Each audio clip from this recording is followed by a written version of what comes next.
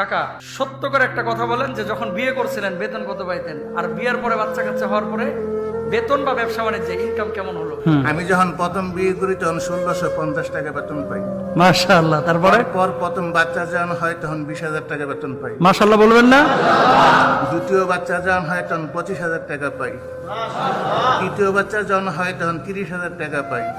চতুর্থ বাচ্চা যখন হয় তখন 55,000 টাকা বেতন পাই। বর্তমানে 75,000 টাকা বেতন পাচ্ছি আমি। লিল্লাহে তাকবীর, লিল্লাহে তাকবীর। প্রমাণ পাইছেন? যান, আল্লাহ তাআলা আরো বারাকা দান করুক। আমিন বলেন। আপনি আসেন, বলেন বিয়ের সময় বেতন কত ছিল? আসসালামু আলাইকুম। আমি যখন বিয়ের আগে যখন চাকরি করছি তখন ছিল 5300 টাকা।